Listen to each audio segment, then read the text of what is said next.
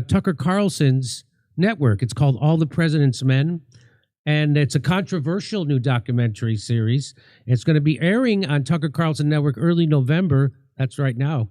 The gripping six-part series unveils the untold story of how the deep state systematically targeted and destroyed the lives of those who stood by Donald Trump in an attempt to remove the democratically elected president from office. Each episode focuses on one key figure whose career and reputation were under siege starting in 2015, featuring insights from George Papadopoulos, remember him?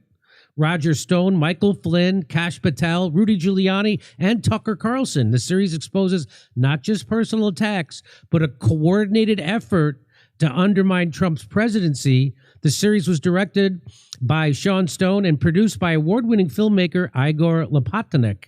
He did Ukraine on Fire, and Vera Tomalova and Simona Manji. But right now I'm going to show you here's a trailer for it. It's 1 minute long. Let's watch. They take me to a back room. They say, this is what happens when you work for Trump. From about the moment Papadopoulos joins the Trump campaign, you got all these people all around the world starting to swirl around him. They were trying to frame me for something. I thought this guy is psychopath. You describe it as almost a Jason Bourne novel. Our country has devolved into what the founders never envisioned, is an empire. They put me in a jail cell. I'm in there with this guy. He tells me it's not so bad. You're going to be eating chicken wings with us on Wednesdays. Guilty. I never heard of Papadopoulos. He was the coffee boy. But it mentions that you got pregnant. Yes. It was a very sad day. I went from paradise to hell. The CIA, MI6, Mossad, what man or woman has the power or the pull to orchestrate that type of momentum? The tides have changed. I've gone from a pariah to somebody who could possibly expose the biggest spying scandal in modern history. So let me bring on the filmmaker, Sean Stone, media host, author, actor, poet, speaker, and spiritual activist. That sounds exhausting. He directed the comedy film Fury of the Fist and Golden Fleece, and he's appeared in various other projects until 2022. He hosted a show on the RT network, and early in his six-part series, All the President's Men, exposing the deep state's coordinated attack on Donald Trump supporters, is going to be released very soon on Tucker Carlson's network. Please welcome to the show, Sean Stone. Hey, Sean. Hey, Jimmy. Good to see you. Good to see you. So tell me, were people who were working, so they always say that Donald Trump is going to be the one that is going to use the power of the government to target his political opponents. So what you're saying is that the exact opposite is true, that Donald Trump's political opponents targeted not only Donald Trump, but all the people surrounding him? How could that be? How could that be? We have a long history, as we know, of, those of us that actually study and research things, right? We have a deep state. We have what people have called shadow governments, conspiracies that exist within this apparatus of the permanent bureaucracy, right? FBI, CIA, and plenty of other three-letter agencies, by the way. So can I just stop you for a second? When you say conspiracies inside the government and the deep state, I have to remind people, Vietnam War was a conspiracy. The Afghanistan war was a conspiracy. Both Iraq wars were conspiracies. The Libyan war was a conspiracy. Syria's conspiracy. Ukraine currently is a conspiracy. So those are the conspiracies we're talking about. Go ahead. Yeah, those are just a few, not to get into the FBI's COINTELPRO or the CIA's MK Ultra and countless, up to 70 countries that they were involved with coups and other sorts of shenanigans, election interference. It's just, you take your pick. So the idea that they have used that against the American people as well, we know historically to be true. This is a case of the intelligence services under Obama working essentially, you could say, by what they called the Hillary Clinton plan. That's what John Durham put in the report, was that essentially they wanted to paint Trump as a Russian agent, essentially as having this sort of backroom deal with Putin or with the Russians. And the intelligence services knew about it. They cooperated with the FBI's counterintelligence operation Crossfire Hurricane, which started in 2016 during Trump's campaign to go after and investigate and spy on Papadopoulos, General Flynn, maybe Roger Stone. It's we don't, that's a weird one, because we don't know exactly how deep the spying goes. This is only what's come out. We do know that they bumped, or they had, which means that they assigned foreign intelligence operatives to connect with up to 40 of Trump's campaign, advisors and people, right? So the Carter Page is another very famous one. So these are some of the people that we feature in our series. And I think through the course of the series, you'll understand the depth of the conspiracy, because it's something that requires 6 episodes to start to unravel fully. I don't even think fully, as I said, we only know what's come out, kind of like with all of these conspiracies, right? We only know what the government has shown us as far as, FBI texts that have come out, showing the bias by the heads of the Crossfire Hurricane investigation into Trump, that they were biased against him, for example. And, some of the documentation that's come out is very, it's limited. And even we interviewed Kash Patel, who was one of the guys working with the House Intelligence Committee. And he's like, so much of this stuff is still classified. We couldn't even declassify it because Gina Haspel, who was even Trump's CIA director, was basically a deep state creature. She would refuse to allow them to declassify a lot of these things. So we don't have the full picture, but we certainly can give you a pretty good portrait. So Gina Haspel was, I think she was at some point in charge of the torture program. Yeah, one of the people. Yeah, I don't know if she was in charge or she was partly involved. She was partly in charge. Definitely involved with it, and a lot of people say she broke the glass ceiling because she was the first female CIA head. And what I say is she did break that glass ceiling, and then she picked up one of those shards of glass and started torturing someone with it. But anyway, so when we don't know exactly when this is going to start airing on Tucker Carlson's network. The holdup is right now there's some kind of blackout with advertising for anything connected to the election. I'm not quite clear on it. Oh, okay. And so that's been the holdup. We're pushing. It's ready. So it really is just as soon as this blackout ends, I think people can already be signing up. They can already be ready for it. It should be out this Friday. Worst case scenario next week. It's ready to go. It's just sitting there waiting. It's like, engines are ready. We're just waiting for the green light. So it's been clear to everybody who watches this show, because we were the first ones to debunk Russiagate on this show. I brought on Bill Binney, who was the top NSA codebreaker for decades and decades. And he actually outsmarted the FBI when they tried to put him in prison for telling the truth. And he showed how this whole thing, which was based on the Russians hacking into the DNC computer, was completely made up. It didn't happen. And most likely was Seth Rich. And that's why they had to smear us in the Washington Post when we just asked normal questions about Seth Rich's murder. And I remember I was on a panel with Ben Mankiewicz from Turner Classic Movie and Cenk Uygur on a panel at the Young Turks. And I said, can anybody remember, because I had just gotten smeared by the Washington Post for asking normal questions about Seth Rich's murder. And I said, can you remember any other time in history when reporters weren't allowed to ask questions about an unsolved murder investigation? And they just looked at me like, no, of course not. That's never. I remember. Go ahead. It's called the JFK assassination. Oh, that's right. I'm sorry. You weren't allowed to ask questions about, but they said they solved it. It was the magic bullet theory. Well, they said they solved it, but no one was ever tried or that's right. That's put on trial for it. No. So and then people don't understand also. So to get Russiagate going and to get the prosecution of Trump and the people surrounding him going, which by the way, they put a lot of them in jail. One of his top advisors, I'm blanking on his name, just got out of prison. Bannon. Steve Bannon. Bannon was basically doing what Garland did, which was contempt of Congress, right? So, when it's Bannon, they throw him in jail for 4 months. When it's Garland, they don't seek any kind of prosecution. I mean, right. We understand that there's been a serious lack of enforcement when it comes to Democrats in recent years. And what people also don't talk about, another conspiracy, They did remember when Donald Trump said, hey, that Barack Obama tapped my phones, and everybody said, oh, he's crazy. Well, it turns out they did tap his phones. And how did they get the clearance from the government to put a tap on not only Donald Trump's phone, but everybody in his campaign's phone.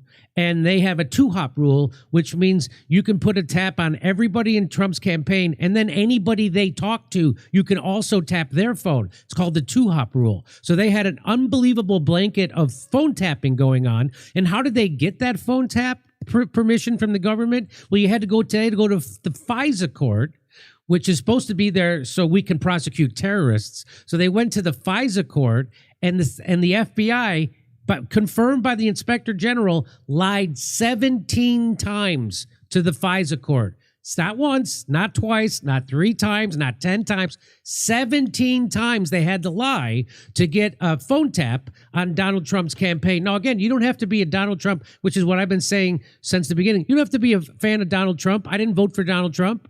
I don't tell anybody to vote for him. But what I try to make the point, and I tried to make the point to a Harvard-educated Cornell West when he was on my show, if they can do this to a former president, don't you think they're going to do it to you, dummy, if you ever are a threat to the establishment, which he's not?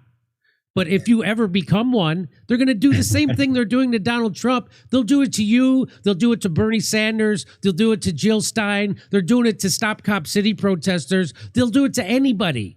And so that's why it's important.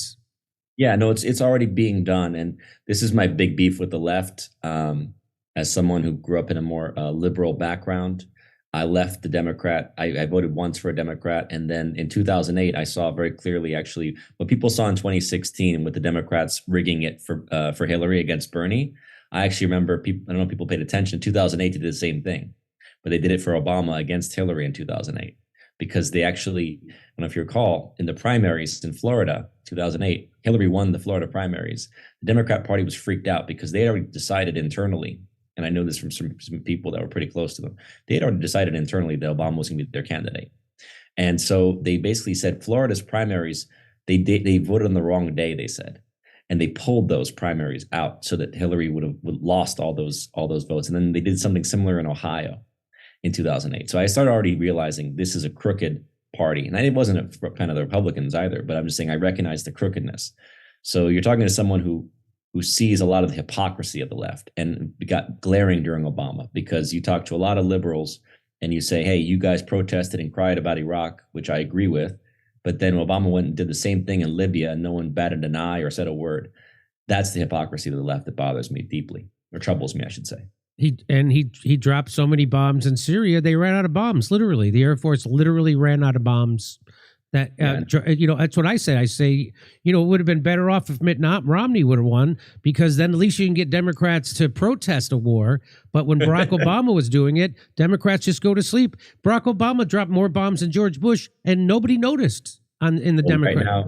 Right now, we have 2 wars ongoing under Biden, and you don't hear a single Democrat protesting. I guess a few are protesting Gaza, but fundamentally they are not opposed. You've got Dick Cheney now supporting Kamala Harris, and these so-called liberals are voting for her.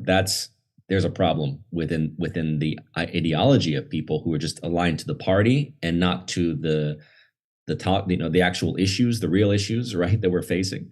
And so to go back to your point about Trump, where, I didn't vote for Trump in 2016, but I was working for Russia. I was working for Russia Today, which is, finance from Russia. So I saw what we were doing with Russia Today. We were doing alternative news with people like Jesse Ventura, Tom Ed Hartman, Schultz. Larry King. I think it was before. I think Ed came right after that. All right. Larry King. People forget Larry King had a show on RT.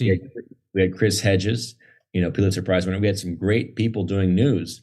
And just because our opinions were pushing topics that the military-industrial complex / Democratic establishment did not like, they then said RT is interfering in the election. How do we interfere in the election? By doing stories, American citizens telling stories and doing news that they didn't like. That was Russian interference. That's when I knew the Russian interference thing was a hot air. And Benny, as you mentioned, my father knew him for a long time. He was actually in the film Snowden, which you may have seen about Edward Snowden. Correct. The character of Nick Cage in that film is based on Bill Benny, who was this NSA insider, who was one of the early whistleblowers on the NSA and this huge issue of rampant spying going on. So we've known Benny for a while, and we interviewed Benny many times, and as well as others from the veterans of was it VIPs, Veterans for Peace, essentially, right? Yeah, but him and Ray McGovern and those other guys were out there saying exactly your point. It doesn't make sense. The Russia hack doesn't make sense. Assange brought up Seth Rich, the British ambassador Murray, who claimed to be the person who picked up the data, said he got it from a handoff. It wasn't from a Russian hack. So there's so much that we put into this, actually into the Roger Stone episode, because Roger was accused of being this kind of, conspirator with Assange and releasing the WikiLeaks, that was against Podesta. By the way, I heard that Podesta's buddy just got arrested for molestation of a child. Did you hear this? No. This is just coming out today. Someone sent me this. I guess Elon Musk retweeted it, that John Podesta's buddy, who basically was arrested for raping toddlers, Slade Somer, editor-in-chief at The Recount. I don't know. This is something to look up. This is right up your alley. Okay, well, I can't vouch for the veracity of that report. I will look into it. But when you say that you saw that the Democratic Party had already made a decision that Barack Obama would be their nominee, that people inside the Democratic Party, what that really means is that the people inside the Democratic Party don't decide shit. They get shit decided for them. And who decides that? The War Machine and Wall Street. And how do I know that it was Wall Street that made that decision? Because there was an email that came from Citigroup to the Barack Obama campaign in 2008 with a list of people that from Citigroup, from Wall Street, wanted in his cabinet. Every single name on that email ended up in Barack Obama's cabinet. Not only that, but he got more money, more donations from Wall Street than John McCain did that year. So that's who made the decision. And then they told the people in the party, because the people in the party don't run the party. The party's run by the donor class, which is the War Machine and Wall Street. That's who runs the Democratic Party. Full stop. That's who runs it. And if you're supporting them, I just had this conversation with someone who considers himself a liberal, saying, well, we have to get her elected, Kamala, and then we work on getting the first step. We get the DREAM Act, and we get this, and we work on stopping the genocide. No, the only influence you have over a politician is your vote. And once you've already pledged your vote to them, they don't listen to you. They're never going to listen to you. And that's why the Democratic Party hasn't listened to their voting base since in my adult life. They've never listened to us. And so you got to stop voting for them. And this idea that you're going to be able to push them left after they get elected is a joke. It's a joke. It's an insult to my intelligence. It's never, show me when it's ever happened. When has it ever happened? Ever? Joe Biden ran on the public option and the minimum wage. Two things they never mentioned after he got elected. They never, ever mentioned the public option. They never, ever mentioned, and then he squashed it. And he also broke a union strike. He broke the rail. I mean, they're the exact, and then he started two wars. So it's the exact opposite of what people think they're voting for. So this idea that you're going to vote for the Democrat because they're the lesser evil and then move them left is a childlike brain. That's what that is.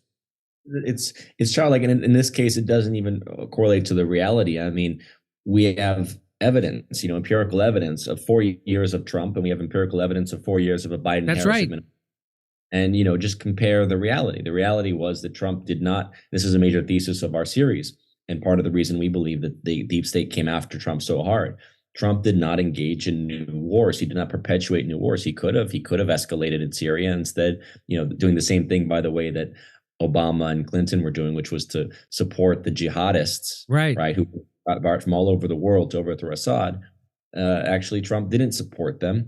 ISIS quieted down. He allowed the Russians, Hezbollah, and other forces to really operate, to essentially put an end to that. Now they're on the resurgence again. Afghanistan, we left behind all our equipment, hundreds of thousands of rounds of, I don't know, hundreds of thousands of, I should say hundreds of billions of dollars of equipment, or tens of billions of dollars. I can't remember the exact number, but huge amounts of equipment, like you mentioned, everything from machine guns to missiles. I mean, it's crazy, helicopters, tanks, wild that they left all this behind, because as Trump said, Milley, or one of these idiots, said it was cheaper. Yes. And he's like, so by the way, great. Milley, in case you don't know, just last week gave a paid speech to Wall Street, and he thanked the bankers for their service.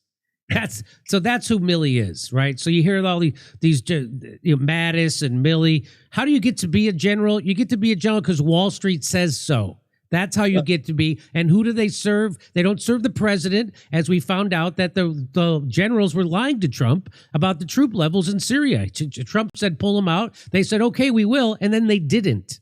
And they lied to so the people committing treason are the generals. Why? Because they don't work for you. They don't work for the president. They work for Wall Street and the war machine. They always have, and they always will. And that's why that's why we have 800 military bases around the world. And we still don't have healthcare or a functioning infrastructure, but we can spend hundreds and hundreds of billions of dollars on Ukraine for not. I mean, everybody could have healthcare.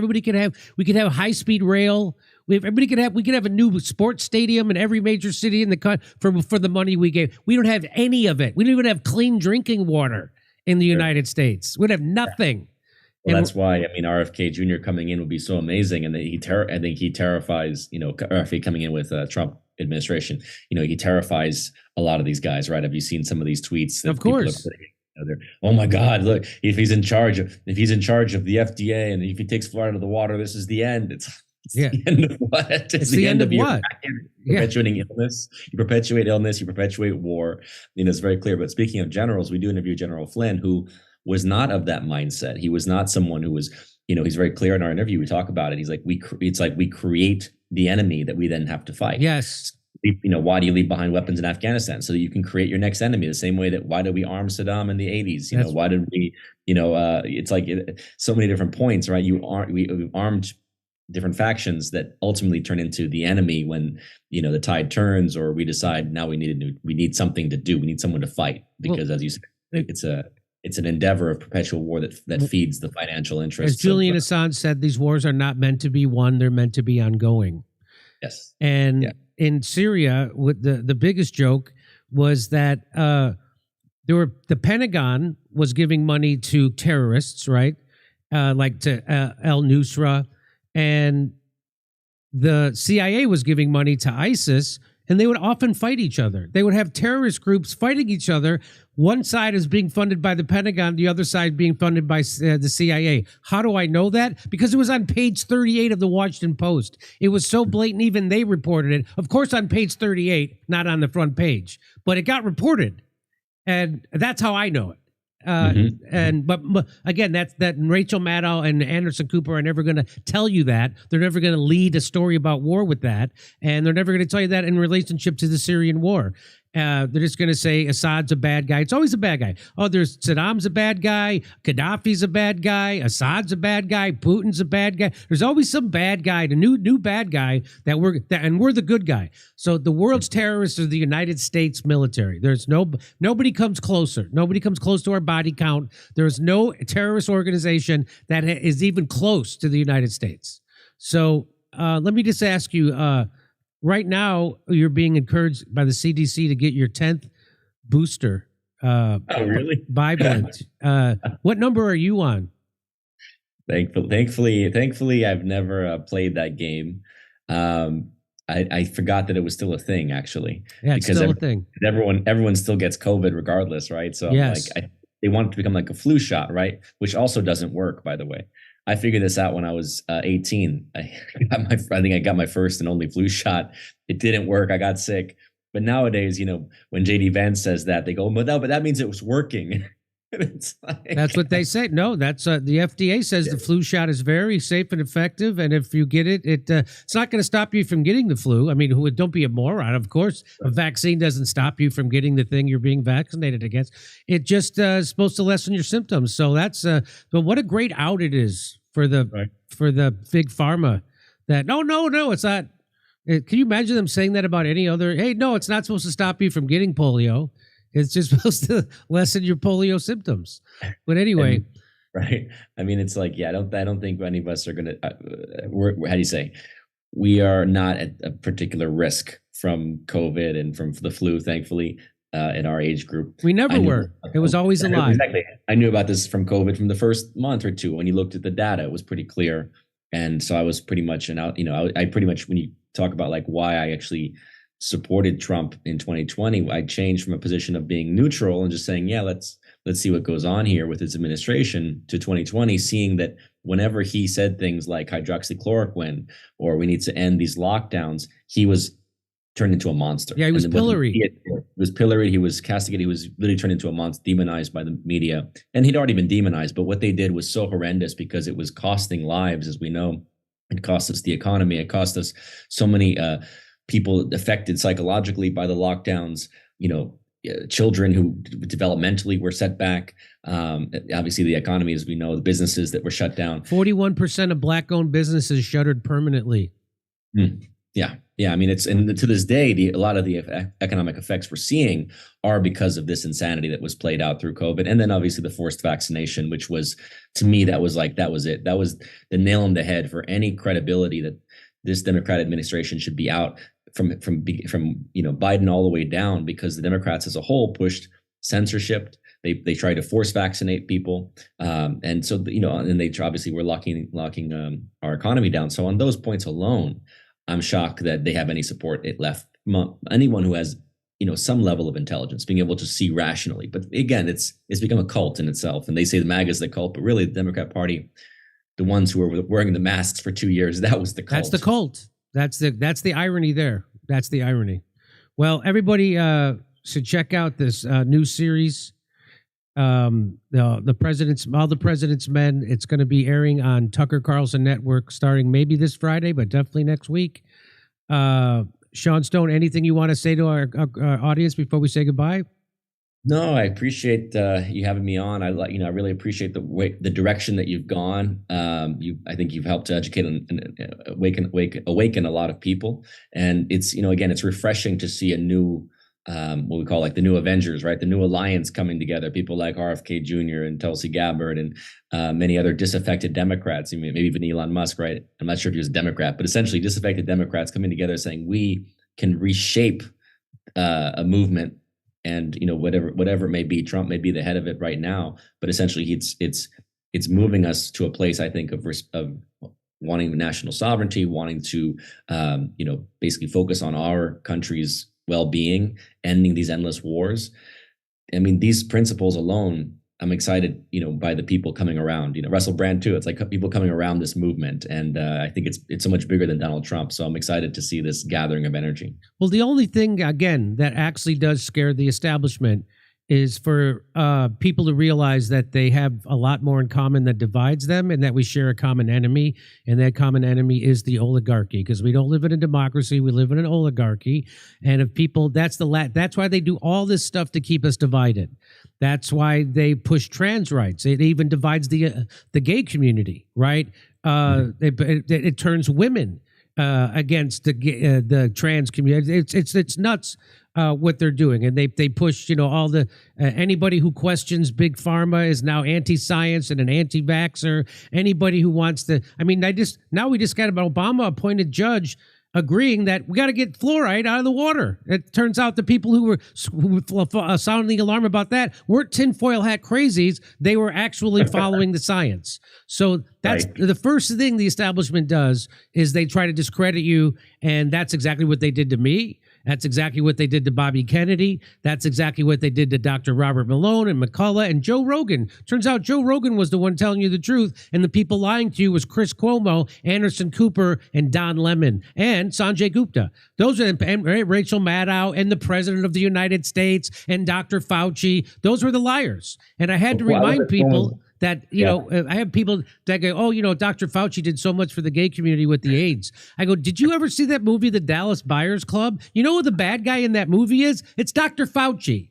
Yes, I know the writer of that script, and I've actually had conversations about how they had to take that out.